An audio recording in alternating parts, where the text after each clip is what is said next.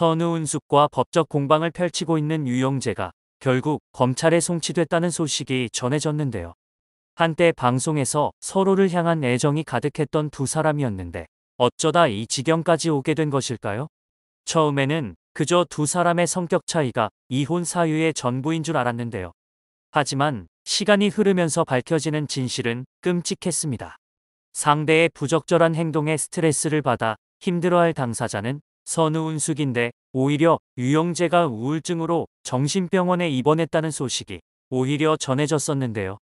당시 유영재의 측근은 매체의 친동생이 전날 유영재의 집에 방문했다가 심각한 상황을 감지해 급히 병원으로 데려갔고 극도의 우울감으로 위험 수준이라는 진단을 받아 곧장 입원을 결정했다고 전했습니다.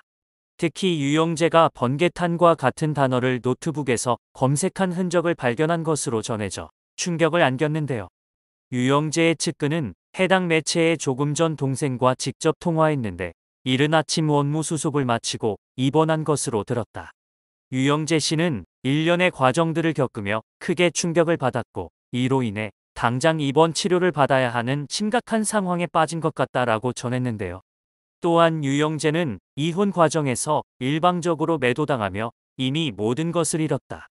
그 과정에 할 말은 많았지만 맞대응하면 서로에게 상처만 깊어진다는 생각에 꾹꾹 눌러 참고 말을 아낀 것으로 안다.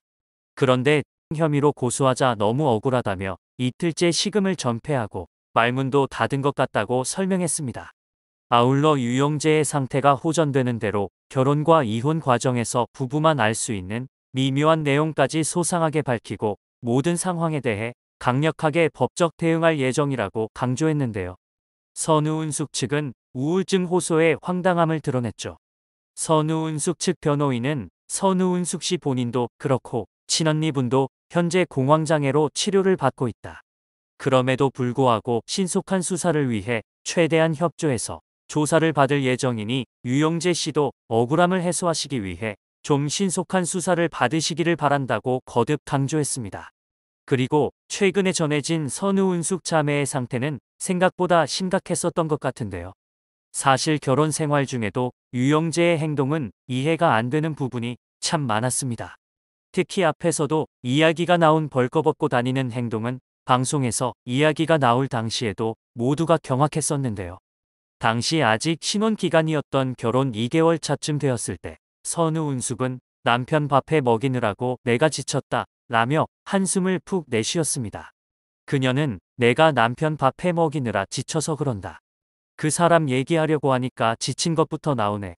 신혼이 한 주는 행복하고 한 주는 정신없어 변화무쌍한데 몇 주가 되니 지친다라고 토로했습니다. 또 선우은숙은 남편은 평생 시켜 먹거나 나가서 사 먹으니까 집에서 밥을 먹어본 적이 거의 없다. 바깥에서 먹는 밥이 너무 싫은 거다. 요즘 배달 음식이 잘 돼 있으니까 시키면 좋은 게 오는데도 그게 싫다는 거다라고 말했습니다. 이어 선우은숙은 바쁜 스케줄에도 도우미 아줌마를 쓰지 못한다고 했는데요. 체질적으로 몸에 열이 많아서 집에서는 거의 옷을 벗고 있기 때문에 도우미가 오는 것도 싫어한다는 것이 이유였죠. 또한 선우은숙은 사람 안 부르면 누가 하겠나. 시간이 남는 사람이 해야 하잖나. 건조기에서 빨래 꺼내 개는 게 그렇게 힘든 줄 몰랐다. 밥 해주는 것도 힘들고 집안일이 끝나지 않고 연속이 된다라고 하소연을 이어갔습니다. 또한 선우은숙은 밥은 해 먹어야 하니까 아침에서 먹여보내고 나가서 라디오 하면 방송 잘하고 있나 나도 듣는다. 그러다가 저녁 시간 되면 저녁 준비한다. 집에 와서 저녁 먹으면 본인 유튜브 해야 한다고 방에 들어가고 난 설거지 등 뒷정리하고 나면 밤 11시가 다 된다. 내일은 뭘 해주나 싶어서 밥 생각에 지쳐있다 라고 토로했습니다. 이때도 왜 힘들게 같이 사나 이해가 안 됐는데 돌이켜보니 더 이해가 안 되네요. 이미 이 당시에도 많은 이들이 그러게 싱글로 계속 혼자 살지 뭐하러 다시 그 힘든 일을 반복하냐. 지금이라도 늦지 않았다. 혼자 살면 된다. 혼자보다 함께가 원래 더 힘든 법이다. 해봤으면서 실수를 또 반복하냐. 너무 빨리 결정한 게 문제였다. 시간을 좀 더 가지고 서로를 알아가다가 결정했어야 했는데 이렇게 될 줄 몰랐나. 유영재가 밥 얻어먹으려고 결혼한 거 본인만 모른다. 그 인간이 그 인간이다. 한 번 당해봤으면 됐지 사서 고생이다 등 이들의 재혼에 대해 답답해했죠. 그리고 방송이기에 자극적으로 표현한 것이라고 합리화해봤지만 현실은 더 심각한 상황이었습니다. 선우은숙은 혼자 하기 힘든 살림살이를 친언니의 도움을 받아 소화했는데요. 친언니에게 도움을 요청한 이유도 유영재가 가사 도우미를 부르는 것을 싫어했기 때문입니다. 굉장히 이기적인데요. 이 과정에서 처형과 유영재가 둘만 남았을 때 몹쓸 짓이 벌어졌던 것입니다. 선우은숙의 친언니는 이 일을 처음 당했을 당시 엄청나게 놀랐지만 그래도 유영재를 따끔하게 문제 제기를 했다고 합니다. 하지만 문제 제기를 했음에도 유영재는 5회에 걸쳐 처형을 상대로 불미스러운 신체 접촉을 했습니다. 유영재의 몹쓸 짓 수위에 대해 선우은숙 친언니 측 변호사는 피해자의 명예와 존엄을 고려해서 차마 밝힐 수 없다. 상당히 심각하다라고 밝혔는데요.